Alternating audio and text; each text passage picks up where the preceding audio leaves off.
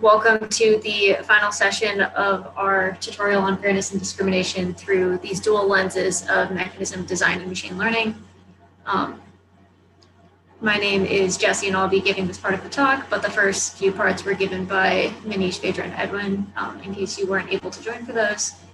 And so in the final session of today's tutorial, we're going to try and connect our first two sessions on mechanism design and machine learning by enumerating some of the lessons that each of these fields can teach the other, as well as offering a notably incomplete critique of modeling fairness and discrimination algorithmically, and highlighting the need to give credit and learn from other fields beyond machine learning, economics, and operations research, and hopefully giving at least a small nod to those fields. And so what we'll do is we'll start by discussing practical concerns, specifically focusing on strategic incentives in a bit more detail on how resource allocation constraints introduce competition, maybe not originally considered by the most preliminary fair machine learning algorithms.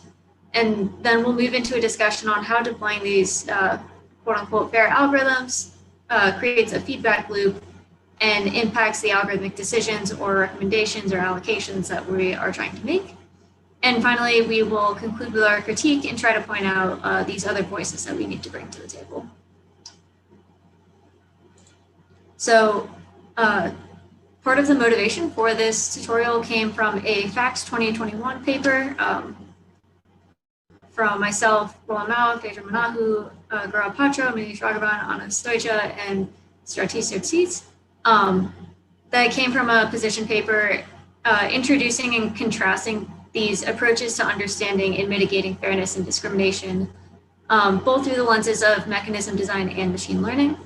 And in the paper, they enumerate 5 lessons that can be or has been translated from one field to another.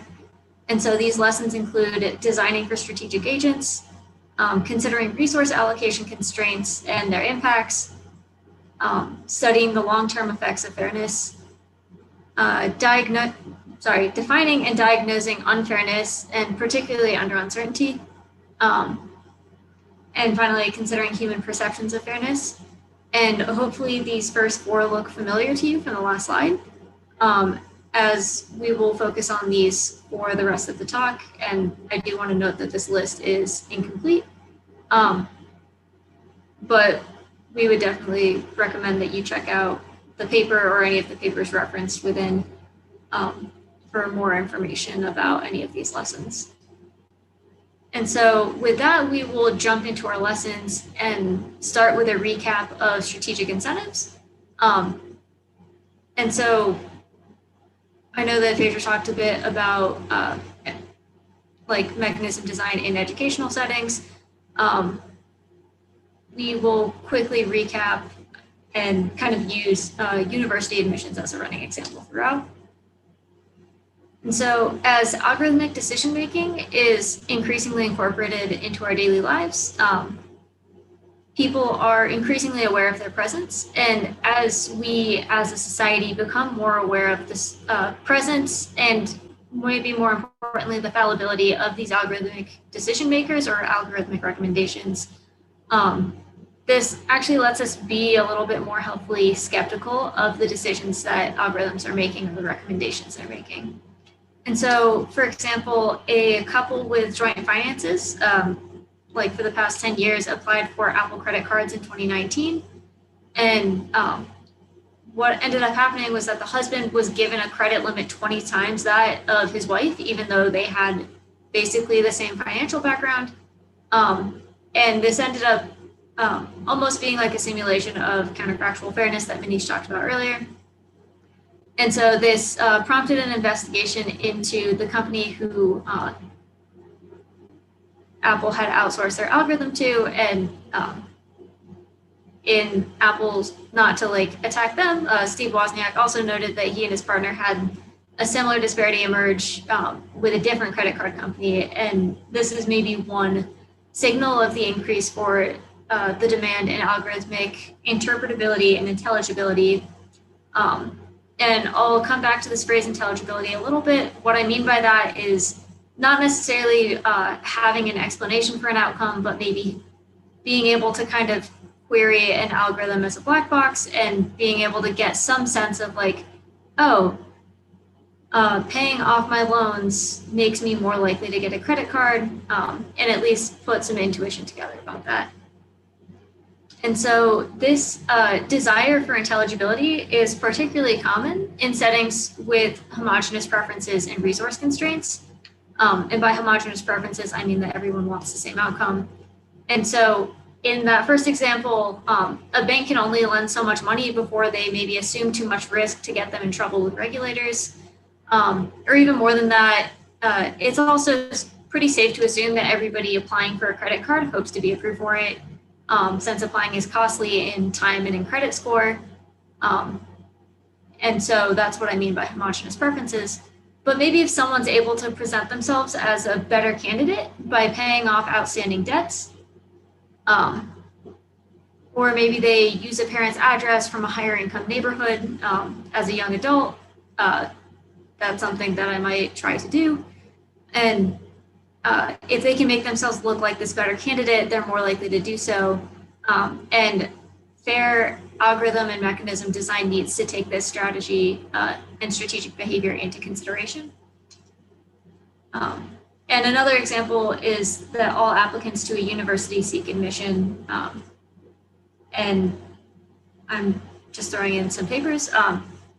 So we'll return to this running example of considering university admissions and observe that it has the same characteristics that are mentioned here. And with a few exceptions, we can safely assume that every applicant to a college hopes to be admitted, and they might go above and beyond to make themselves look more appealing, maybe by doing things like taking the standardized test multiple times, hiring a tutor, or signing up for extracurriculars that make them look good, such as honor societies. And so to make this discussion a bit more concrete, let's consider our college applicant. This is Taylor, and they are applying to a university.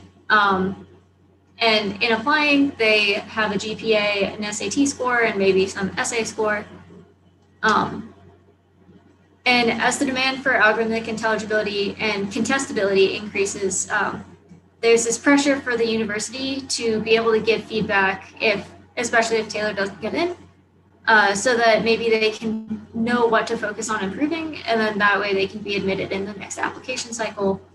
And so maybe the university denies Taylor, but tells them to increase their SAT score. And so in some sense, Taylor wants to be strategic and make themselves look as appealing as they possibly can to the university. And so maybe they have enough money in the bank to decide to retake the SAT one more time, especially since the university gives that feedback specifically. And of course, this can introduce a disparity in outcomes since a low-income student may not be able to afford taking the SAT twice. And maybe I'll add that this previous scenario is additionally incomplete. So Taylor is really just one of many applicants to the university. So here's Taylor, here's our university. Now suppose Alex also applies to the same university, and the university only has room to admit one student for now. And while Taylor maybe was able to take the SAT twice, Alex was able to take it 3 times and hire a tutor. And Alex was able to improve her score to look better to the university. And obviously, while they're both trying to be admitted, perhaps because of Alex's ability to take the SAT more times and hire a tutor, only she is above the university's admission threshold and is accepted. And so, as an aside, I do want to point out, I mentioned homogeneous preferences earlier, meaning everybody wants to be accepted, but that's not always to be assumed. And so, yes, we admitted Alex. But for example, in participatory budgeting for public goods, different public projects may benefit different subcommunities depending on location. So the motivation for studying strategic agents is particularly salient in homogeneous preferences, but there are recent extensions to non-homogeneous. So if I live in Boulder, then I maybe want a pedestrian bridge built in Boulder, where someone in Denver wants one built in Denver. And so we could still be strategic about how we vote for initiatives on our ballot, but we maybe want different outcomes. But for the majority of this talk, we'll think primarily about homogeneous preferences. And so now we can actually take a little bit of time to formalize a bit more rigorously what it actually looks like for agents to be strategic. And so for simplicity, assume that the college is solely making decisions based on these two features of GPA and standardized test score. And what we'll do is represent each player I in a vector space, and we'll say that they're represented by the vector xi. The university will then deploy a classifier F that maps these features, so points in this space X to outcomes, so decisions of accept or reject. And the way that they'll make these decisions in the simplest of models is to just take their decision function and apply it to each person. And so now we have our two candidates, Taylor and Alex, and suppose that Alex was actually able to take the SAT multiple times. And the first time, maybe she actually scored lower, but once she had the resources to retake the test, maybe she's actually able to move her classification so that she increases her SAT that little bit, and then she is accepted to the university. And so in this picture, essentially anyone on the left side of this dashed black line is rejected, and anybody on the right side of this dashed black line is accepted. And so Taylor was able to Alex was able to quote unquote move herself in this feature space to the right and therefore be accepted. And intuitively, this seems unfair. And so I do want to point to some work from 2018 that essentially my understanding is these two papers were published at the same time, basically, without knowledge of each other. But they both study very similar models where they present results about disparate impacts that emerge when these agents are strategic, especially when they have different budgets to access resources that help them manipulate their features. And so there's almost a rich get richer effect because of disparity in budgets. And earlier, Manish introduced the concept of group fairness, among other mathematical definitions.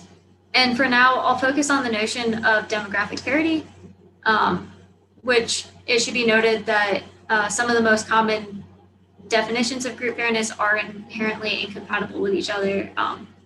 But demographic parity will say members of our two different groups have the same probability of being accepted, or the expected value of the outcome that's assigned to them is the same. And so we'll say that a classifier attains demographic parity if they receive the positive classification at the same rates. And so, for example, here we have a classifier that's fit to, say, this set of training data. And maybe we can fit this classifier where we attain demographic parity, since we can see out of 4 orange people, 1/2 of them are accepted, and out of 4 purple people, 1/2 of them are accepted. But this would still attain demographic parity if, for example, we removed these 2 purple people, since we would still have 1/2 of the purple people getting accepted and 1/2 of the orange people. And so according to this mathematical definition, we would say that this classifier is quote unquote fair. But if a member of the orange group can pay to retake the SAT and improve their score, this classifier can be manipulated. And so we have to actually be pretty careful before deeming it fair. And there is some recent work, I apologize, I forgot to attach the link, on what happens when you actually have strategic behavior in training, or as you are learning to make your decision function F, or allocation function F, if you're thinking about it from this mechanism design perspective. And I do want to note that in general, advantaged groups can afford to pay the cost to change their features more often, while disadvantaged groups often cannot pay as much as members of advantaged groups. And so we kind of talked about maybe Taylor could afford to retake the SAT once, but maybe they couldn't afford to hire a tutor to help them prepare for the SAT the second time. And so in some sense, we can model this as different budgets for how far someone can move their features. And so this concludes our introduction to the practical concern of strategic incentives. And we'll now move into discussing the impact of resource allocation constraints before discussing diagnosing unfairness under uncertainty and long-term effects, as well as connections to other fields. And mechanism design is particularly well suited to study competition under scarcity, as decision-making models are typically specified at the group level, allocating goods to people instead of making individual decisions, as is common in machine learning. And so this competition is created by the scarcity of resources, and this makes designing equitable systems even more difficult, as if coping with strategic agents wasn't enough. And some examples of resource allocation constraints include financial and labor constraints. So Manish talked about, and Pedro both talked about hiring earlier, where maybe there are many qualified candidates for a job who are good enough to do the job well, but if there's only enough work or money in the budget to hire one person, we now have a competition created for this one position. And additionally, we could also consider physical constraints, such as allocating a scarce number of COVID-19 vaccines, like you might do in the exercise session, where the number of vaccines are limited by production. They have to be stored diligently, and these distribution sites are primarily located in high-income countries, making this allocation problem even more difficult. And another example of physical constraints can return to our running example of university admissions or school matching, where universities maybe guarantee housing to their freshman students, or they have limits on the number of students that they can effectively teach and grade their work. And so they can only admit so many students, even if maybe more people apply than they have space for. Who are even qualified. And so a few papers have studied the emerging tension between group fairness and social welfare that emerges in these resource constraint settings. This includes Kaplan-Chevelle, Hu and Chen, and Hossein, Mlodinovic, and Shah. And so here's one example of inequity that emerges from vaccination rates because of physical constraints. And so to revisit our university admissions example, suppose that our university is going to promise housing to all of their incoming students, and they now want to admit no more than B students. And maybe for simplicity in this example, we can say that B is 2. And so we have this budget constraint setting is similar to the paper from Lily Hu and Yiling Chen, who show an equivalence between maximizing predictive accuracy, subject to fairness constraints, and maximizing the weighted social welfare for some set of weights. But in characterizing that set of weights, where our predictive accuracy is maximized, it turns out that the weight assigned to a person is inversely proportional to their marginal gain for obtaining a positive classification. And this is, or seems inherently at odds with some notions of distributive justice, such as maxi-min,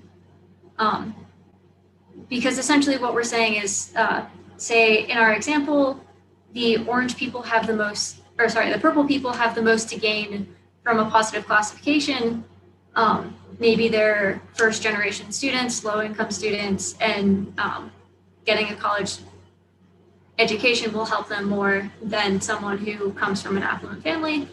But if these weights are inversely proportional to their marginal gain, then they're actually getting weighted less. And this seems at odds with the notion of maxi-min, which is to maximize the welfare of the person worse off. And this is also related to Rawls's difference principle.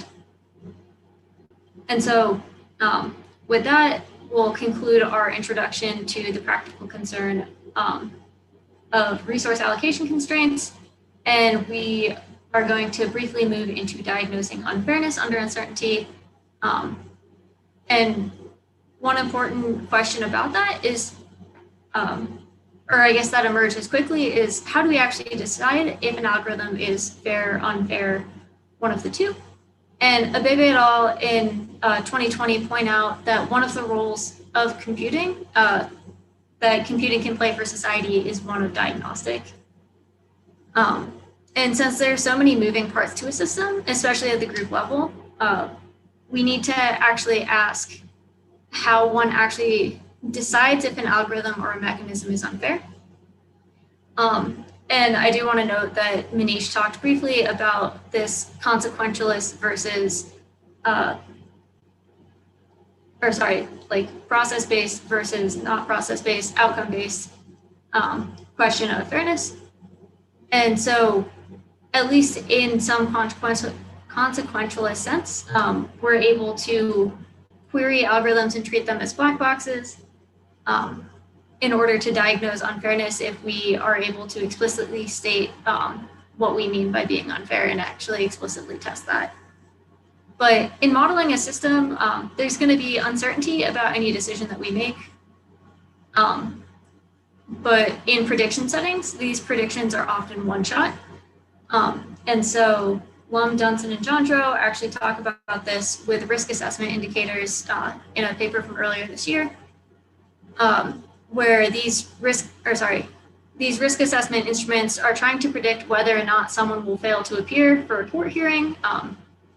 And that risk assessment is used to decide whether, or used to help a judge decide whether or not to release someone on bail. But what's really happening behind the curtain is that the way that we modeled this, there's actually some probability distribution underlying each person's risk of a failure to appear. And we typically think about the expected value or the mean of that distribution as their probability of a failure to appear. But if we actually, what they do in this paper is they think about this in a Bayesian sense and fit the data to look at credible intervals for all of the people in the data set that they have access to. And they find that the 95% credible interval is actually too long to fit into any one risk score bin. So people are rated from very low risk to very high risk. And especially in the high to very high risk, these confidence intervals tend to be really long and kind of suggest that this is a setting where maybe we can't diagnose unfairness or even assess the accuracy of the system. But as Manish pointed out earlier, the metrics of diagnosis for fairness are often in contention with one of each other. And so I brought that last point up to kind of emphasize that we do need to choose our fairness metrics carefully and with a holistic picture and hopefully in conjunction with users and other stakeholders. And in mechanism design, that we see this lesson applied recently in settings of allocating indivisible goods, as well as determining the winners of a voting mechanism if, say, that you were trying to elect people to a committee. And so kind of to hop back to our university admission setting, suppose that our allocation mechanism imposes the following outcome on our cohort of applicants, say this cohort on the left. We can ask if this classifier is fair. And if by fair we mean that it satisfies demographic parity, then it does not, because I forgot to remove an orange person. But if we removed one of the orange people from the positive classifier, then we would say that it does satisfy demographic parity, where maybe on the right, we can diagnose it as unfair because we see groups being accepted and rejecting at significantly different rates. Cool. And so now we will move on to our final lesson to be bridged across fields for today. And that is discussing the long-term effects of fairness before we will finish with moving on to our critique and highlighting opportunities to connect to other fields. So when algorithms are used to make decisions about people's lives, it's crucial to think about the impacts of these decision-making systems over time. Declining somebody for a loan will prevent them from buying a house. And if they can't buy a house, this maybe prevents them from building equity and saving money on rent. And so if they have children, maybe their children are now less likely to be able to afford a house, or they maybe can't get support from their parents for a down payment for a house. And so we can see how over time these decisions have consequences. Or what we'll say is that these algorithms operate within feedback loops that have been studied over the past few years. And so it turns out, even in two-step models, the literature has found that imposing fairness constraints can actually harm disadvantaged groups, even in the second time step. This has also been studied in reinforcement learning, where if we have the computing resources to plan long-term and think over some time horizon,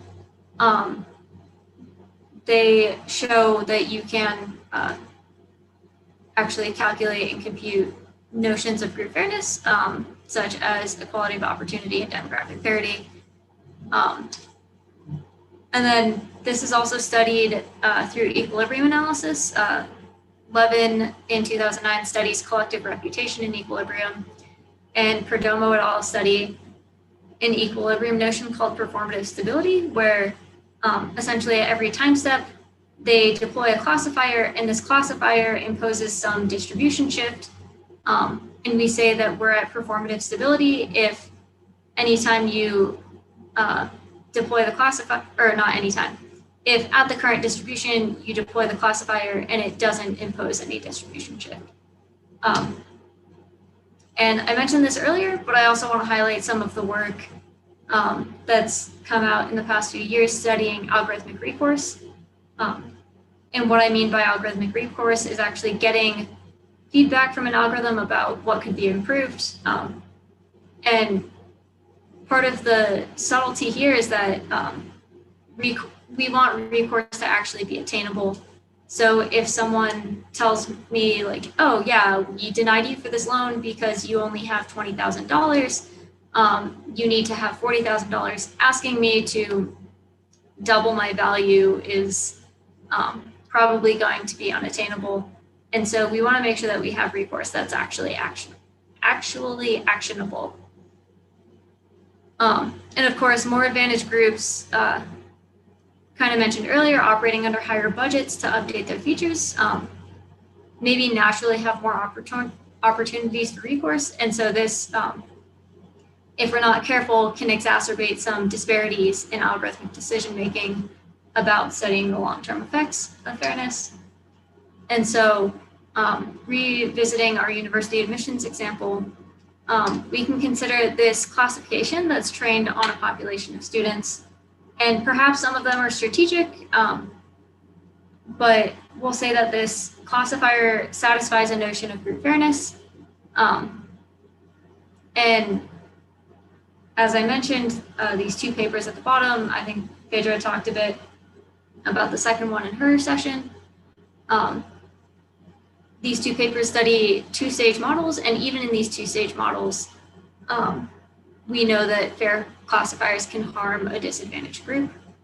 And so for intuition, Liu et al. Kind of give the idea that a fair classifier can sometimes be overeager. And so we can think about a fair classifier that is overeager, and this is in their corollaries 3.3 and 3.4. And maybe they admit students in a disadvantaged group simply for the sake of equalizing admissions rates. But while they have this fair admissions classifier, quote unquote, the university doesn't actually put any structure in place to support disadvantaged students. And so once they actually enroll, maybe these students withdraw from the university at higher rates. And then I've seen this at universities where the students will go home and they tell their friends about negative experiences, and now their friends will be uninclined to apply to this university. And so this actually changes the underlying distribution of applicants that you're getting to your university. And so now maybe in our second time step, we had some students with bad experiences. They go home, they tell their friends. We now have fewer purple applicants, and continuously deploying these group varied classifiers, even if they're updated to fit the new population, can impose harm. And so we can see that with this person in the purple box, where they have a low GPA and a high SAT. And initially, the FAIR classifier would have rejected them from the university. But with fewer purple students applying and the distribution changing, the classifier now admits the student, even if they aren't actually prepared for the university. And this university, because they have a fair admissions policy, might not have as much incentive to add significant infrastructure to support these purple students. And this kind of leaves our disadvantaged students fighting an uphill battle just to exist in these spaces. And so with that, I will conclude our lesson section and move into a time to critique and connect to other fields with the rest of our time. And so our first and really primary critique of studying discrimination and unfairness in algorithmic decision-making is that algorithms do not exist in isolation, but rather they're one small part of what we will call the algorithmic ecosystem. And this implies that deeming something fair, because the algorithmic part of the larger system satisfies a parity constraint, is insufficient. In this ecosystem, I'm going to talk more maybe about the machine learning setting, although a similar ecosystem exists in mechanism design. And I do want to say that this ecosystem is not comprehensive, but hopefully it's illustrative of where non-algorithmic considerations need to be addressed. And so this ecosystem is a cycle to signify feedback loops, but we'll start with problem identification and development, move into stakeholder consultation, data collection, data cleaning and debiasing, algorithm development and testing, and algorithm deployment. And once you learn from testing and deployment, usually you have feedback, maybe go back to the drawing board. And really there could be arrows in this cycle almost at any point. Like you could almost think of this as a fully connected graph, at least a tree. And so again, I want to emphasize this algorithmic ecosystem is not comprehensive, but hopefully it's illustrative of where non-algorithmic considerations need to be addressed. And so starting with problem identification and development, we need to observe that there are some problems that we simply just should not try to automate. And even without the skepticism of never being able to attain a perfect classifier, we can ask the question, if we did have perfect accuracy on this prediction problem, would we still want this algorithm? And maybe this is left to a personal ethic, at least with the largely unregulated state of technology at the time. But at least for me, there are questions where the answer to that question is no. Like, even if we did have a perfect classifier, there are some things that I think shouldn't be built. And beyond that, I might contend that there are plenty of problems that cannot be predicted, especially by current algorithmic heuristics, and perhaps perpetuate a whiteness to quote unquote science. And Abeba Burhan discusses this a lot more eloquently than I can in a paper that actually came out earlier this week on the impossibility of automating ambiguity, where she contends that mathematical models are too close to Cartesian and Newtonian worldviews in aiming to classify and sort and organize the world. But these models are too close to those worldviews and they're often not suited to make predictions about human behavior and social context. even though we often try to do that. And this can actually present very real and erroneous harms. And the people most often affected by these harms are often the most marginalized by society. But once a problem is identified and we decide that we actually should move forward with trying to use algorithms to address this problem, the next step is to consult with stakeholders in the proposed solution.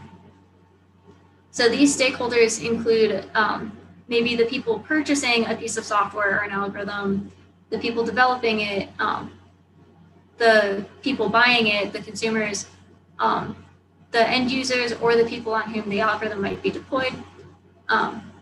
And so these might all be very different people. For example, in educational software, a school district might buy a piece of software that teachers are expected to use on students. And so it becomes really important to consult and properly compensate a diverse and representative group of stakeholders. And sometimes in addition to consulting with stakeholders, designers often will prototype potential users to speculate about how a system might be used, whether as intended or maliciously, or just how a different person might use it.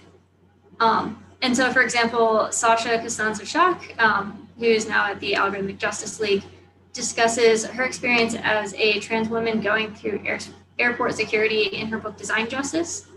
And the way that she explains it is that as someone is going through the screening machine to see if they have any prohibited items on them, the security agent is forced to assume and impose a binary gender on the person going through security.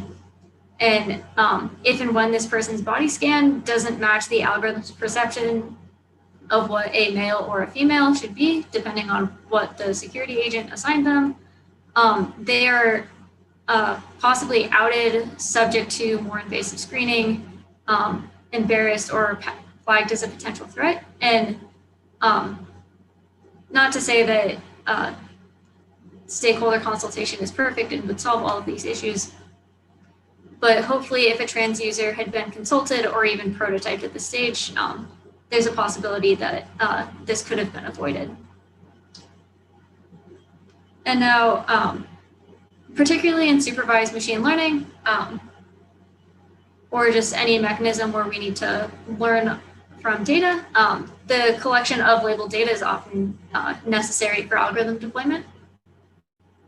And one example where we really need to be careful about this, Joy Buolamwini and Timnit Gebru wrote the Gender Shades paper in 2018 after Joy observed that a computer vision API was unable to recognize her face for a class project unless she wore a white mask.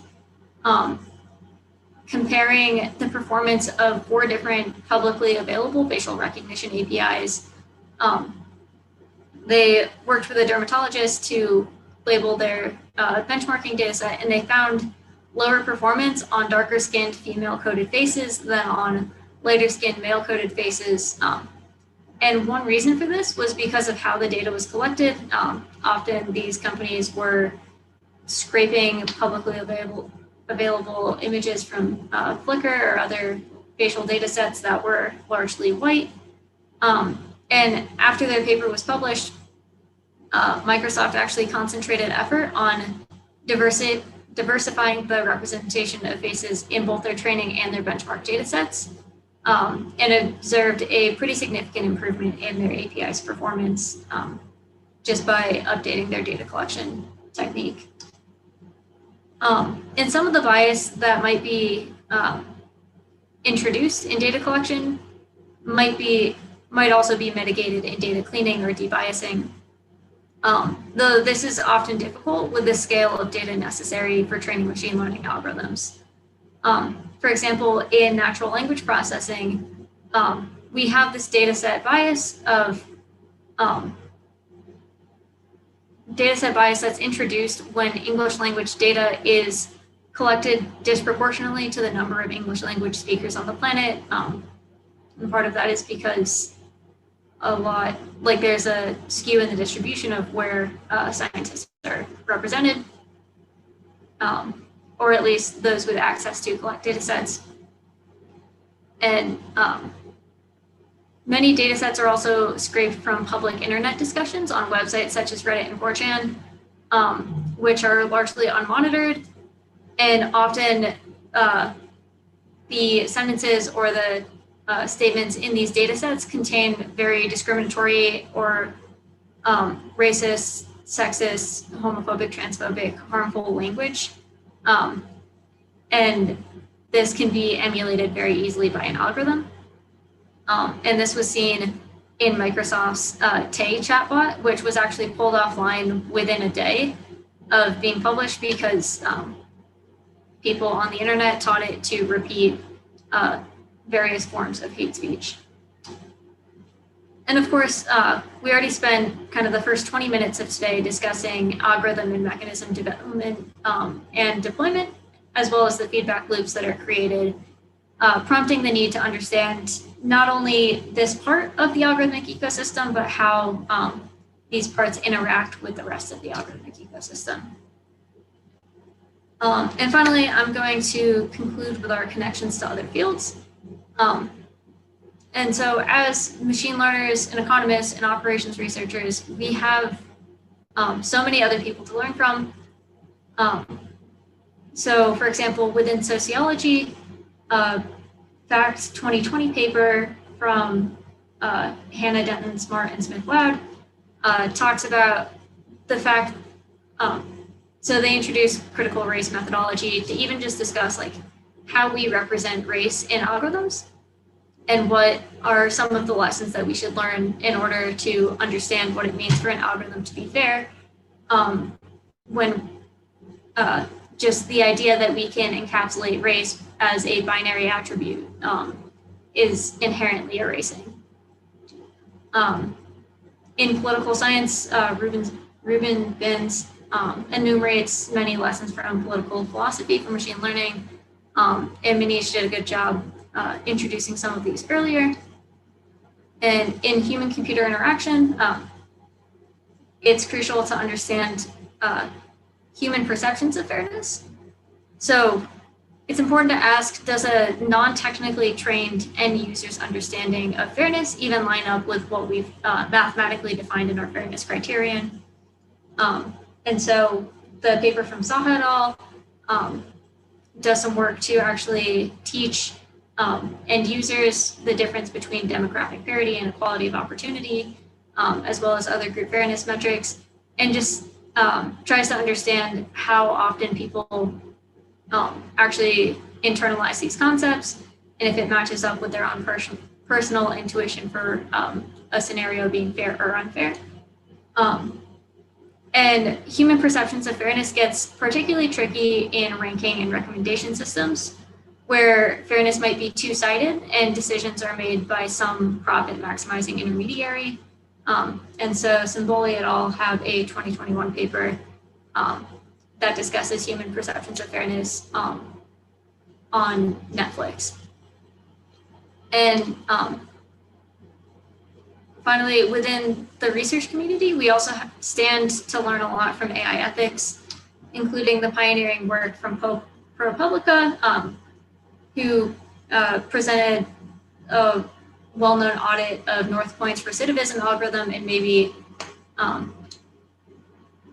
gained a lot of attention to study what we mean by fairness, especially when North Point contested that their algorithm was fair. And again, Joy Buolamwini and Timnit Gebru also gave us the language of algorithmic auditing that kind of enables us to diagnose with their gender shades paper, which was one of the first major academic audits. And finally, we also have a lot to learn from practice-driven work, including that from nonprofits, policymakers, and community organizers and activists. I wanted to give some references to some that I'm familiar with, but obviously there are so many people doing great work. This is a very incomplete list, but these organizations and people, I've been able to learn a lot from reading their work. And so with that, I want to summarize today's tutorial. first by saying that designing equitable algorithmic systems is really hard. If you came here looking for all of the answers on how to fix all of the algorithms, I'm sorry that we did not provide that, but I think anyone trying to provide that is maybe selling you something that they can't actually provide. And with that, it is really easy to perpetuate and exacerbate systemic discrimination if we're not careful, which is part of what makes this work so important. And so how one should go about ensuring that systems are fair is often contested.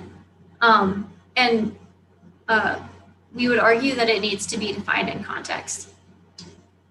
So in parts 1 and 2, we gave some insights about how machine learning and economics start to think about understanding, diagnosing, and mitigating unfairness and discrimination. And in the session, we highlighted some of the lessons to be learned across these two fields. Of course, there are practical issues that arise in mathematically modeling humans. And we discussed some of the considerations that we need to make in thinking about fairness, such as coping with strategic agents, the tensions between fairness and parity. Sorry, I skipped one. Diagnosing unfairness, and thinking about algorithms that generate feedback loops. And of course, we need to learn from more fields than just machine learning and economics. And we want to seek to continue learning from political scientists, sociologists, philosophers, HCI researchers, ethicists, community activists, and many others. And so with that, I will conclude, and thank you very much for coming, and thank you for your time. And if you have any questions, the presenters of these are listed in order of the sessions, and I'd be happy to take any questions now.